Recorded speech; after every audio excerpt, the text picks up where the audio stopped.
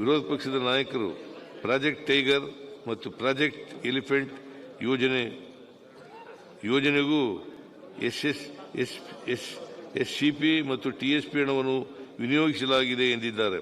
ಆದರೆ ಇದು ಕೇಂದ್ರ ಸರ್ಕಾರದ ಸಮಸ್ಯೆ. ಕೇಂದ್ರ ಸರ್ಕಾರವು ರೂಪಿಸಿರುವ ಕೇಂದ್ರ ಪುರಸ್ಕೃತ ಯೋಜನೆಗೆ ಮ್ಯಾಚಿಂಗ್ ಗ್ರಾಂಟ್ ಒದಗಿಸಿದ್ದೇವೆ ಅಷ್ಟೇ. ನಮ್ಮದು ಮುಸ್ಲಿಂ ಬಜೆಟ್ ಅಲ್ಲ, ಸರ್ವೋದಯ ಬಜೆಟ್.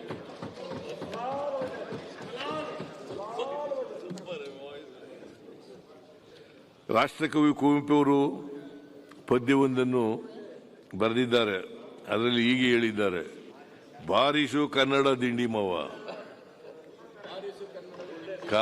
ಬಾರಿಸು ಕನ್ನಡ ದಿಂಡಿ ಮಾವ, ಓ ಕರ್ನಾಟಕ ಹೃದಯ ಶಿವ, ಸತ್ತಂತಿಹುನು ಬಡಿದೆಚ್ಚರಿಸು, ಕಚ್ಚಾಡುವವರನ್ನು ಕೂಡಿಸಿ ಒಲಿಸು, ಹೊಟ್ಟೆಯ ಕಿಚ್ಚಿಗೆ ಕಣ್ಣೀರು ಸುರಿಸು, ಒಟ್ಟಿಗೆ ಬಾಳುವ ತೆರದಲ್ಲಿ ಹರಸು, ಚೈತ ಶಿವೇತರ ಕೃತಿಯಲ್ಲಿ ಮೂಡಲಿ, ಮಂಗಳ ಮತಿಯಲ್ಲಿ ಕವಿ ಋಷಿ ಸಂತರ ಆದರ್ಶದಲ್ಲಿ ಸರ್ವೋದಯವಾಗಲಿ ಸರ್ವರಲ್ಲಿ. ಇದು ಕುವೆಂಪು ಅವರು ಹೇಳಿರತಕ್ಕಂಥ. ನಿಮ್ಮೆಲ್ಲರೂ ಕಲ್ತುಗಳಿಗೆ ಓದಿ ಓದಿಸ್ತಾರೆ. ಇದು ಈ ಸಂದರ್ಭಕ್ಕೆ ಅತ್ಯಂತ ಸೂಕ್ತವಾದ ಪದ್ಯವಾಗಿದೆ. ಇನ್ನೆಷ್ಟು ದಿನ ಧರ್ಮಗಳ ನಡುವೆ, ಜಾತಿಗಳ ನಡುವೆ ದ್ವೇಷ, ಹಿಂಸೆ, ಅಸಹನೆಯನ್ನು ಹುಟ್ಟುಹಾಕುತ್ತೀರಿ? ಒಟ್ಟಿಗೆ ಬಾಳಲು ಯಾವ ಸಮಸ್ಯೆ ಇದೆ ಎನ್ನುವ ಕುವೆಂಪು ಕಡೆಯದಾಗಿ ಸರ್ವೋದಯವಾಗಲಿ ಸರ್ವರಲ್ಲಿ ಎನ್ನುತ್ತಾರೆ.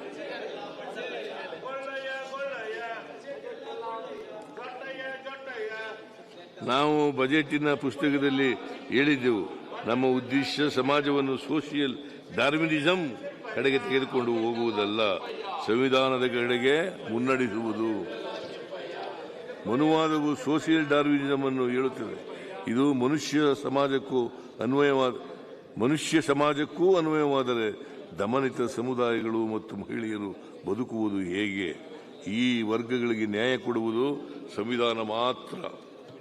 ನಾವು ಸಂವಿಧಾನದ ಆಶಯಗಳ ಹಾದಿಯಲ್ಲಿ ಮುನ್ನಡೆಯುತ್ತಿದ್ದೇವೆ.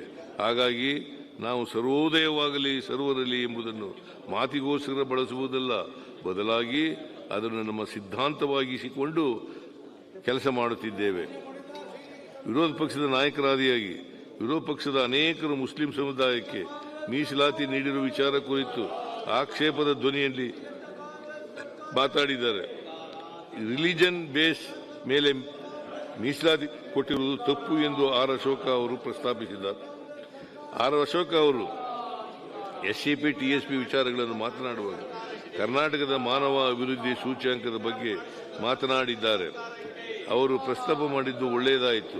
2022ರಲ್ಲಿ ಬೊಮ್ಮಾಯಿ ಅವರು ಮುಖ್ಯಮಂತ್ರಿಗಳಾಗಿದ್ದಾಗ ಹಿಂದಿನ ಸರ್ಕಾರ ಕರ್ನಾಟಕ ಮಾನವ ಅಭಿವೃದ್ಧಿ ವರದಿಯನ್ನು ಬಿಡುಗಡೆ ಮಾಡಿದೆ.